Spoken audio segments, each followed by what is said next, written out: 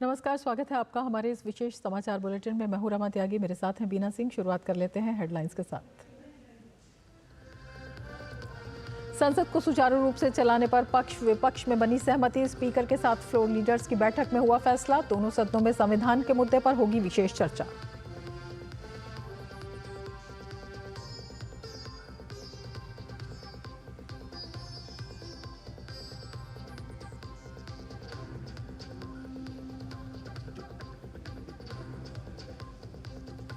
प्रधानमंत्री नरेंद्र मोदी संसद के बाल योगी सभागार में देख रहे हैं फिल्म द साबरमती रिपोर्ट। केंद्रीय गृह मंत्री अमित शाह और रक्षा मंत्री राजनाथ सिंह समेत तमाम मंत्री और सांसद मौजूद।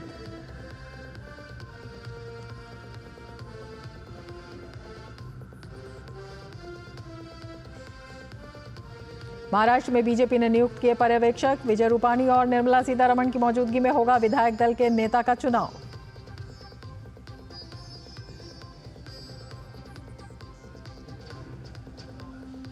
नोएडा से दिल्ली की तरफ बढ़ रहे किसानों ने हटाई महामाया फ्लाईओवर की बैरिकेडिंग। बड़ी संख्या में पुलिस और रैपिड एक्शन फोर्स के जवान तैनात। जबरदस्त जाम से लोग परेशान।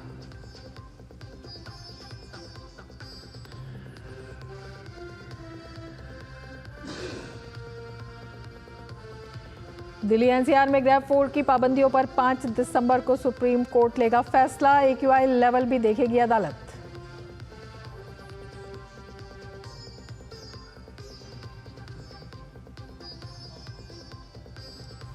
और फेंजिल चक्रवात के कारण पुदुचेरी और विलुपुरम में भारी बारिश के कारण बाढ़ जैसे हालात।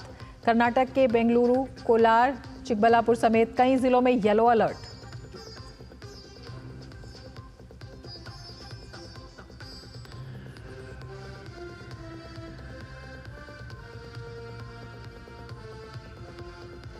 और अब विस्तार से समाचार। लोकसभा अध्यक्ष द्वारा बुलाई गई प्रमुख दलों के नेताओं की बैठक में संसद को सुचारू रूप से चलाने पर सहमति बन गई है, जिसके बाद कल से संसद की कार्रवाई सुचारू रूप से चलेगी। संसदीय कार्य मंत्री किरण रिजिजू ने इस बारे में जानकारी देते हुए कहा कि विपक्ष से आग्रह है कि वो सदन चलाने में सहयोग करे।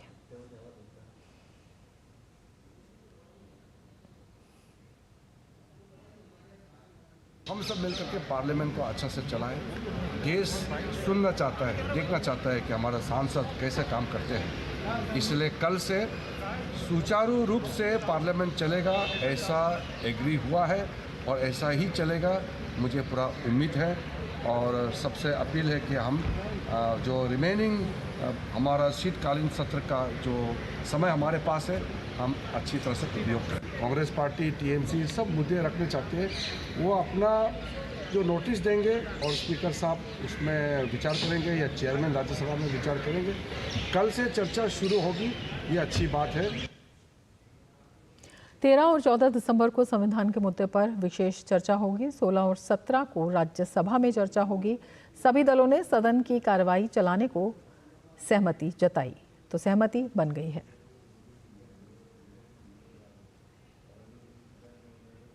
महाराष्ट्र में बीजेपी विधायक दल की बैठक से पहले आज पार्टी ने अपने पर्यवेक्षकों की नियुक्ति कर दी है। गुजरात के पूर्व CM विजय रूपाणी और केंद्रीय मंत्री निर्मला सीतारमण की मौजूदगी में बीजेपी के विधायक महाराष्ट्र में अपना नेता चुनेंगे। बीजेपी का नेता चुने जाने के बाद महायुति की बैठक होगी, जिसमें गठबंधन का नेता चुना जाएगा और फिर वही महाराष्ट्र की सत्ता संभालेगा। दिलचस्प बात यह है कि महायुति सरकार के शपथ ग्रहण समारोह की तारीख, समय और जगह सब तय हो चुके हैं, लेकिन मुख्यमंत्री के नाम पर सस्पेंस कायम है। नतीजे आए हुए करीब 10 दिन हो गए हैं। विशाल जीत के बावजूद बीजेपी की अगुवाई वाले गठबंधन ने अभी तक सरकार बनाने का दावा पेश नहीं किया है और न ही नए मुख्यमंत्री के नाम की घोषणा की है। ना तो शिंदे की शिवसेना की ओर से, ना ही बीजेपी और ना ही अजित पवार के NCP की ओर से ये कहा गया है कि मुख्यमंत्री पद पर कौन बैठेगा, बल्कि फैसला PM मोदी पर छोड़ा गया है। पार्टी के नेता चुनने की जो प्रक्रिया है, वहाँ एज ए ऑब्जर्वर हम दोनों जा रहे हैं। अभी केंद्रीय कार्यालय बताएंगे कि वहाँ संसदीय दल की बैठक कब होगी, किस तारीख को होगी। संसदीय दल की बैठक होती है, उसमें सबका मत जानने की कोशिश करते हैं। जो प्रस्ताव आएंगे उस पर विचार होगा और बाद में सर्वानुमते बताएंगे तो उसको ही हम नेता की तौर पर डिक्लेयर करते हैं। दिल्ली की तरफ बढ़ रहे किसानों ने महामाया फ्लाईओवर की बैरिकेडिंग हटा दी है और दिल्ली की तरफ बढ़ रहे हैं। दिल्ली नोएडा के चिल्ला बॉर्डर पर बैरिकेडिंग बढ़ा दी गई है। भारी पुलिस बल तैनात है। ड्रोन से निगरानी की जा रही है। दिल्ली पुलिस, नोएडा पुलिस के साथ ही रैपिड एक्शन फोर्स के जवान तैनात किए गए हैं। भारी जाम लगने लगा है। कई रूट को डाइवर्ट किया गया है। इस वक्त हम दिल्ली नोएडा की सीमा पर है और ये चिल्ला बॉर्डर है, यहाँ से कि दिल्ली में प्रवेश किया जाता है। आप देख सकते हैं किसान आंदोलन को देखते हुए यहाँ पर बैरिकेडिंग जो है वो यहाँ पर की जा रही है। सीनियर अधिकारी यहाँ पर पुलिस के हैं जो लगातार निर्देश दे रहे हैं और उसके बाद यहाँ पर पूरी देखिए बैरिकेडिंग जो है वो यहाँ पर डिप्लॉय की जा रही है। पुलिस के जवान जो है बड़ी संख्या में यहाँ पर है, साथ ही रैपिड एक्शन फोर्स के जवान आपको दिखाई दे रहे होंगे। अब बैरिकेडिंग को बढ़ाया जा रहा है यहाँ पर और लगातार देखिए कई लेयर की जो है बैरिकेडिंग यहाँ पर की जा रही है और लगातार यहाँ पर सुबह से ही हम देख रहे हैं कि यहाँ पर सुरक्षा व्यवस्था के पुख्ता इंतजाम जो है यहाँ पर किए गए हैं और जिस तरीके से यहाँ पर जो किसान हैं वो महामाया जो ब्रिज है वहां तक पहुंच चुके हैं और उसके बाद जो है यहाँ पर इस तरीके की जो है बैरिकेडिंग जो है वो की जा रही है। पुलिस के जवान यहाँ पर लगातार तैनात हैं। यहाँ पर जो राइट कंट्रोल व्हीकल है वो यहाँ पर सुबह से तैनात किया गया है। यहाँ पर वज्र वाहन तैनात, साथ ही वाटर कैनन जो है वो भी यहाँ पर कई वाटर कैनन यहाँ पर तैनात की गई है। तो लगातार यहाँ पर बैरिकेडिंग आप देख सकते हैं कि यहाँ पर पुलिस के जवान यहाँ पर कर रहे हैं और पुलिस की कोशिश है कि किसी भी तरीके से किसान जो है वो दिल्ली में प्रवेश ना कर पाए, क्योंकि संसद का शीतकालीन सत्र चल रहा है और पुलिस नहीं चाहती कि किसी भी तरह की लॉ एंड ऑर्डर की कोई गड़बड़ी जो है वो होने पाए। क्या व्यवस्था की गई है और अभी क्या सिचुएशन है? देखिए, जब हमें इन्फॉर्मेशन मिली कि ये इस तरीके से प्रोटेस्ट होगा तो हमने अपनी पुख्ता जो है तैयारी हमारे जो मेजर बॉर्डर्स हैं, खास करके जो ये ऐसे चिल्ला बॉर्डर है, DND है, वहां पर हमने करी है। हर तरीके से हम सक्षम हैं कि हम उनको रोक पाएंगे। Additional commissioner of Delhi police SS Kalsi, जिनका कहना है कि तैयारियां पूरी हैं, सुरक्षा व्यवस्था के पुख्ता इंतजाम किए गए हैं और दिल्ली पुलिस लगातार यूपी पुलिस के साथ कोऑर्डिनेशन में है और किसी भी तरह की कोई भी कानून व्यवस्था की स्थिति बिगड़ने नहीं दी जाएगी। कैमरामैन सुमित के साथ Ajit Dwivedi, DD news, Delhi Noida border.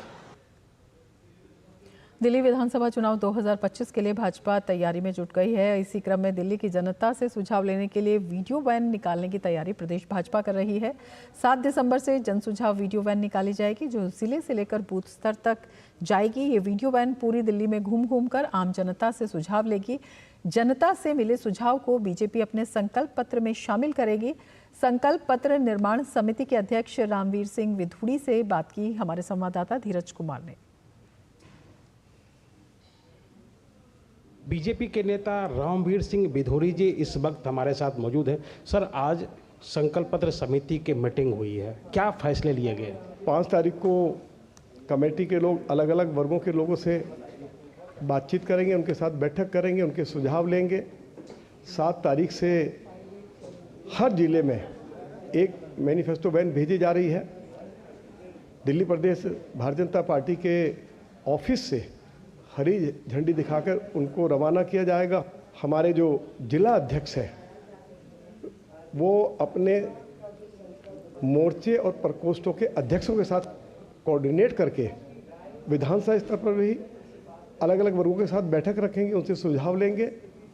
जिला स्तर पर भी कार्यक्रम आयोजित किए जाएंगे और प्रदेश स्तर पर भी बैठकें करके अलग अलग वर्गों के साथ उनके सुझाव मांगे जाएंगे। उन सुझावों को हम अपने संकल्प पत्र में लोगों की राय जानकर उनको सम्मिलित करेंगे। सर, आम आदमी पार्टी कह रही है कि अगर उसकी सरकार नहीं बनती है तो पानी जो मुफ्त दिया जा रहा है, बिजली, वो सारी सुविधाएं बंद हो जाए। हम बिजली, पानी और ट्रांसपोर्ट जो मुफ्त दिया जा रहा है उस योजना को आगे भी जारी रखने वाले हैं, लेकिन बेहतर तरीके से। अरविंद केजरीवाल की सरकार दिल्ली के 40% लोगों को पीने का पानी उपलब्ध ही नहीं करा पा रही है। हम पानी की उपलब्धता बढ़ाएंगे और 20,000 लीटर पानी लोगों को मुफ्त देंगे। दिल्ली में बिजली के नाम पर दिल्ली के लोगों को लूटा जा रहा है। आज दिल्ली में बिजली सबसे महंगी है, 9 रुपये पर यूनिट जिनके पास घरेलू मीटर है उनको बिजली पड़ रही है, जिनके पास कमर्शियल मीटर है उनको 70 रुपये से लेकर 18 रुपये पर यूनिट बिजली पड़ रही है। और बिजली के अनाप शनाप बिजली के बिल भेजे जा रहे हैं। साल में 3-3 बार बिजली की दरें बढ़ाई गई हैं। इसी तरह से पीने का पानी मिल नहीं रहा है। जिनके पास 200 गज या उससे बड़ा कोई रेजिडेंशियल प्लॉट है, कमर्शियल प्लॉट है, तो उनसे 4-4 लाख रुपया डेवलपमेंट चार्ज लिया जा रहा है। और यदि कमर्शियल प्लॉट है तो 6-6 लाख रुपया उनसे डेवलपमेंट चार्ज लिया जा रहा है। तो इस व्यवस्था को ठीक करने की ज़रूरत है। हमारी ओर से अनेकों बार ये बात भी कही गई है कि अरविंद केजरीवाल की सरकार ने आयुष्मान भारत योजना को लागू नहीं किया है। जैसे ही भाजपा सत्ता में आएगी, पहली कैबिनेट की बैठक में आयुष्मान भारत योजना को लागू कर दिया जाएगा। कल आम आदमी पार्टी ने घोषणा की अकेले चुनाव लड़ने का। मैं आज आपको जानकारी दे रहा हूं और चुनाव के बाद जब रिजल्ट आएंगे मैं आपसे मिलूंगा। 50 से ज़्यादा सीटें भारतीय जनता पार्टी इस बार जीतने जा रही है। कैमरामैन बिमलेश कुमार के साथ धीरज कुमार, डीडी न्यूज़, दिल्ली। और सीधे आपको ले चलते हैं, विदेश मंत्री एस जयशंकर पीआईआई के स्पेशल सेशन में अपना संबोधन दे रहे हैं।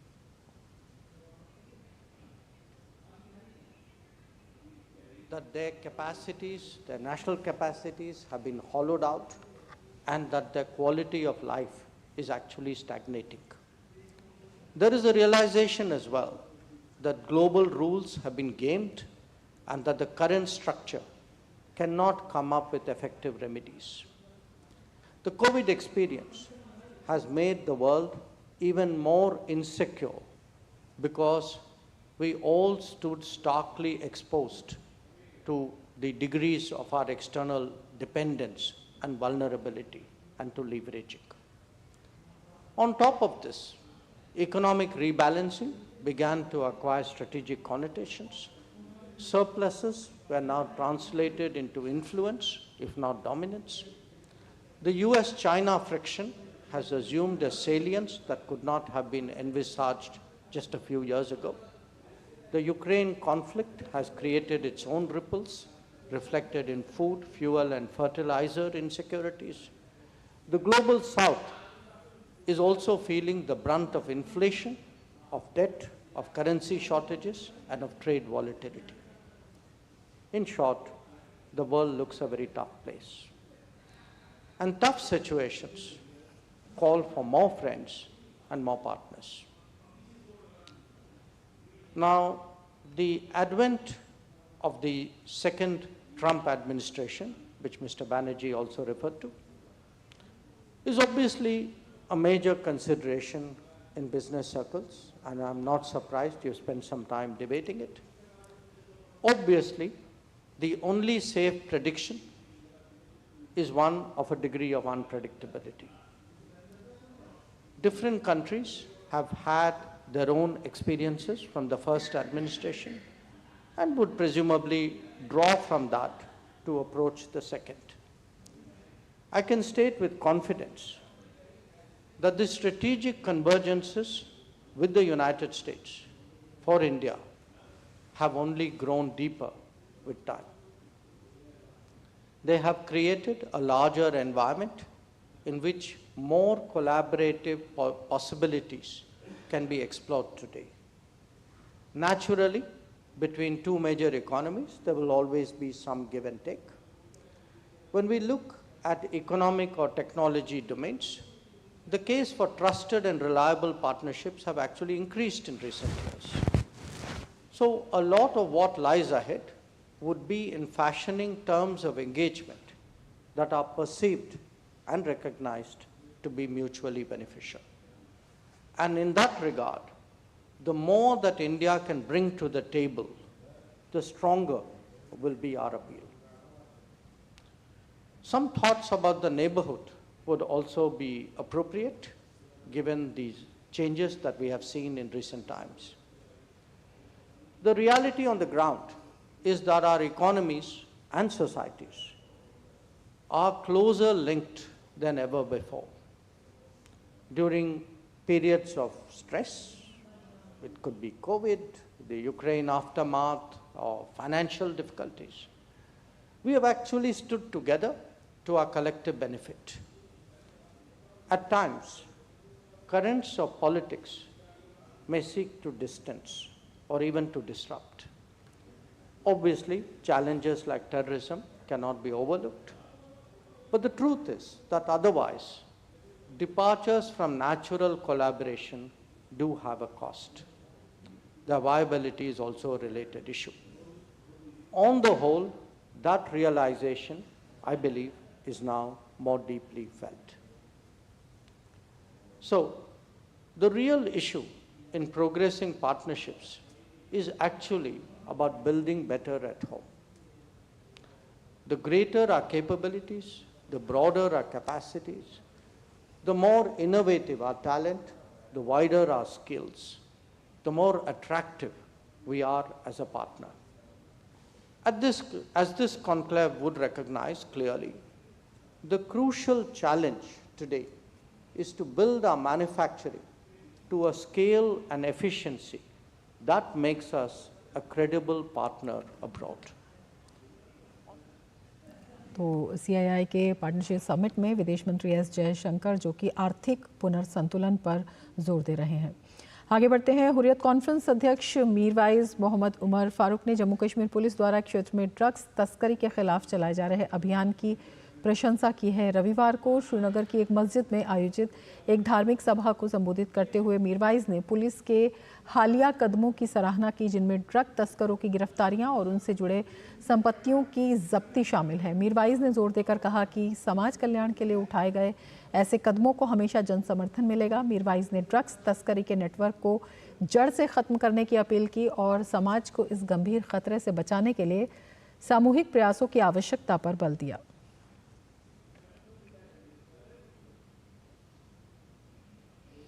दिल्ली एनसीआर में वायु प्रदूषण के मामले में सुप्रीम कोर्ट में सुनवाई हुई। सुप्रीम कोर्ट ने कहा कि दिल्ली एनसीआर में ग्रेड 4 के तहत लगी पाबंदियां अभी जारी रहेंगी। वहीं ग्रेड 4 के तहत लगी पाबंदियों में छूट दी जाए या नहीं, इस पर कोर्ट गुरुवार को फैसला लेगा। कोर्ट ने कहा कि गुरुवार के दिन AQI लेवल को देखने के बाद ग्रेड 4 में छूट देने के लिए कमीशन की ओर से दिए सुझाव पर सभी पक्षकारों की राय जानने के बाद कोर्ट उस दिन आदेश पास करेगा। वहीं सुनवाई के दौरान सुप्रीम कोर्ट ने निर्माण गतिविधियों पर रोक के चलते कंस्ट्रक्शन वर्करों को आर्थिक मदद जारी करने में हो रही दिक्कतों की शिकायत पर दिल्ली, राजस्थान, उत्तर प्रदेश, हरियाणा के चीफ सेक्रेटरी को वीडियो कॉन्फ्रेंसिंग के जरिए अगली सुनवाई में शामिल होने का निर्देश दिया। इससे पहले 25 नवंबर को सुप्रीम कोर्ट ने आदेश दिया था कि ग्रैब प्रतिबंधों के चलते जब तक निर्माण कार्य पर रोक है, एनसीआर के सभी राज्य लेबर सेस के रूप में जमा पैसे का उपयोग श्रमिकों को जीविका प्रदान करने के लिए करें। सभी एनसीआर राज्य इसका अनुपालन करें।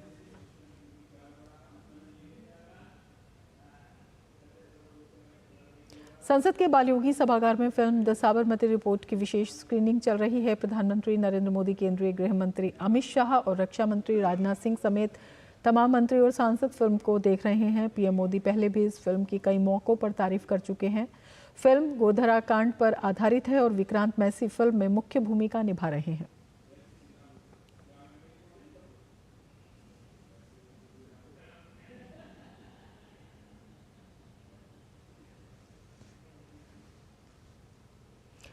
द साबरमती रिपोर्ट लगातार सराहना बटोर रही है। फिल्म की स्टारकास्ट ने कहा कि प्रधानमंत्री का प्रोत्साहन और तारीफ उनके लिए गर्व की बात है। एक सच्ची घटना को कहने की जिम्मेदारी को समझते हुए उन्होंने तथ्यों और सच को प्रस्तुत किया है। पूरे देश भर में लोगों ने फिल्म देखी है और आज माननीय प्रधानमंत्री जी फिल्म देख रहे हैं। खुशी बहुत है, बेहद खुशी है कि आज वो फिल्म देख रहे हैं हमारी, और उम्मीद है कि उनको फिल्म पसंद आएगी। सबसे पहले तो आई वांट टू से थैंक यू हमारे ऑनरेबल प्राइम मिनिस्टर का, होम मिनिस्टर का, इन सभी चीफ मिनिस्टर्स का जितने इतना प्यार दिया है हमारी फिल्म को और इतनी इंकरेजमेंट दी है। मैं ऑनेस्टली एज एन आर्टिस्ट इस फिल्म से जुड़ी इसीलिए क्योंकि मुझे लगता है हमारे देश में सच जानने की बहुत ज़रूरत है, सच्ची दुर्घटनाओं के बारे में। तो बिल्कुल ऐसा नहीं लगा था कि इतना सराहा जाएगा इस फिल्म को। थोड़ा थोड़ा डर भी था फिल्म करते हुए, लेकिन आई थिंक अब लोगों का रिस्पांस देख के एंड द फैक्ट दैट हमारे प्रधानमंत्री खुद ये फिल्म देख रहे हैं, उससे हमें बहुत प्रोत्साहन मिला है। बहुत सारे चीफ मिनिस्टर्स ने अपना साथ दिया, टैक्स फ्री किया, और आई थिंक आज हमारे लिए एज ए टीम एक बहुत ही खास मोमेंट है। इससे बड़ी बात क्या होगी कि प्रधानमंत्री इस फिल्म की प्रशंसा कर रहे हैं और आज देखने वाले हैं। मतलब ये बहुत ज़्यादा प्यार मिल रहा है, लोगों की तरफ से कॉल्स आ रहे हैं, मैसेजेस आ रहे हैं, सोशल मीडिया पे लोग काफ़ी शेयर कर रहे हैं, सीन्स शेयर कर रहे हैं, बातें कर रहे हैं। बहुत फुलफिल्ड वाइब आ रही है कि मतलब हमने कहाँ सोची थी, कैसे सोची थी पिक्चर, कैसे ख़त्म हुई है और कैसे बाहर आई है हम, और अब जो प्यार मिल रहा है that just is such a good feeling. अब बात जेईई एडवांस परीक्षा 2025 की। Indian institute of technology Kanpur ने जेईई एडवांस 2025 परीक्षा का शेड्यूल जारी कर दिया है। अगले साल 18 मई को आयोजित होने वाली जेईई एडवांस परीक्षा 2 शिफ्ट में होगी। प्रत्येक शिफ्ट की अवधि 3 घंटा होगी। जेईई एडवांस परीक्षा कंप्यूटर आधारित टेस्ट सीबीटी मोड में आयोजित की जाती है। एक उम्मीदवार लगातार 2 वर्षों में अधिकतम 2 बार ही ये परीक्षा दे सकता है।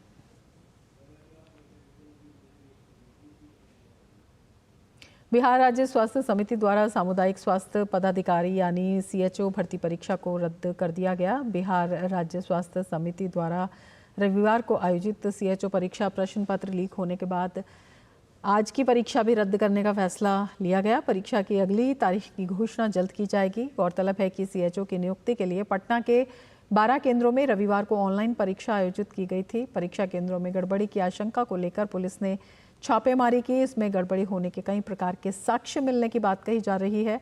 माना जा रहा है कि इसी साक्ष्य के आधार पर 4500 पदों पर सीएचओ की नियुक्ति के लिए होने वाली परीक्षा को रद्द करने का फैसला लिया गया।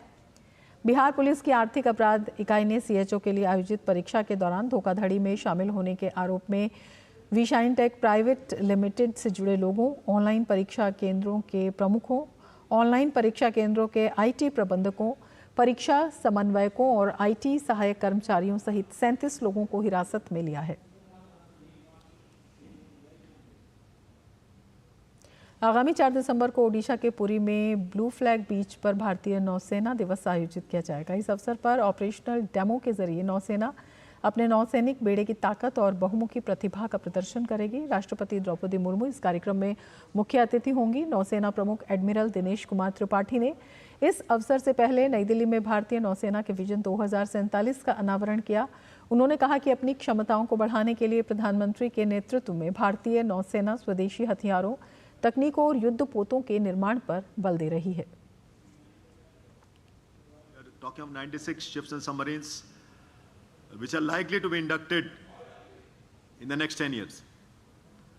As far as the nuclear submarines are concerned, of the SSBNs, the first one has had a number of deterrence patrols. Second one is just got commissioned. It is carrying out trials, which included this missile firing. नई दिल्ली में आज से निर्वाचन आयोग के सालाना खेल सप्ताह की शुरुआत हुई। 7 दिसंबर तक चलने वाले इस खेल सप्ताह में 6 खेलों को शामिल किया गया है। इस बार पहली बार फुटबॉल के खेल को भी इसमें स्थान मिला है। प्रतियोगिता का उद्देश्य खेलकूद के माध्यम से कर्मचारियों के मानसिक दबाव को कम करना है। भाग दौड़ भरी जिंदगी के बीच में अपने लिए समय निकालना सबसे मुश्किल चुनौती है। फिर कार्य का रोजाना जिंदगी में युद्ध स्तर पर जारी रहना इसे और भी चुनौतीपूर्ण बना देता है। लेकिन इसी समस्या का एक अक्स खेल कूद से जुड़कर आगे बढ़ना भी है। और इसी बात को अपने अंदर समेटे निर्वाचन आयोग खुद को हर बार सामने लाता रहा है। दिल्ली के सीडी फोर्ट स्पोर्ट्स कॉम्प्लेक्स में सोमवार से निर्वाचन आयोग के सालाना खेल सप्ताह की शुरुआत हुई, जिसके अंतर्गत 6 खेलों बैडमिंटन, फुटबॉल, क्रिकेट, कैरम, शतरंज, टेबल टेनिस को सामने रखा गया। निर्वाचन आयोग की कोशिश इन खेलों के माध्यम से कर्मचारियों के स्वास्थ्य को बेहतर बनाना और कार्य के प्रति बेहतर तरीके से वह खुद को सामने रख सके, इस उद्देश्य की पूर्ति करना है। स्पोर्ट्स एक ऐसी चीज़ है जो कि बहुत ही सारे कैरेक्टर्स को एक व्यक्तित्व में लेके आती है। वो कैसे खेल को खेलना है, कैसे डिसिप्लिन होना है, कैसे हार जीत की भावना को लेना है, हारने पर भी अगली तैयारी करनी है जीतने की, जीतने पर भी बहुत घमंड नहीं करना है, फिर टीम वर्क में खेलना है।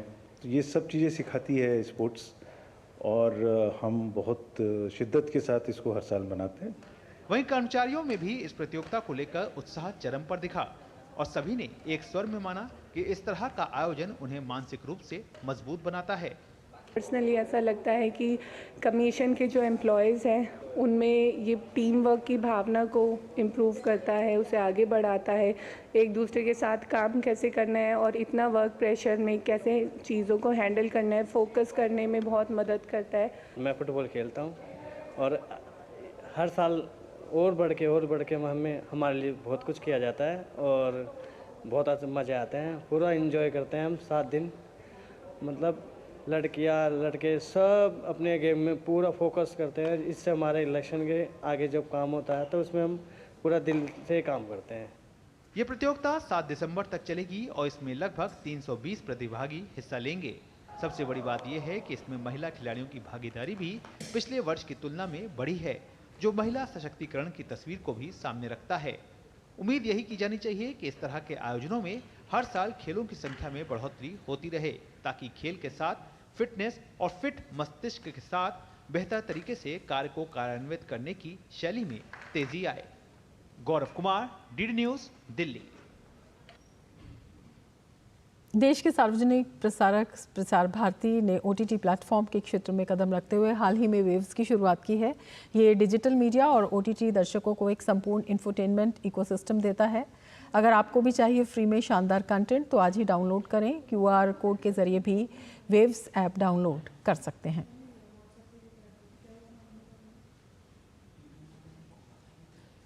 इसके साथ इस बुलेटिन में फिलहाल इतना ही। नमस्कार।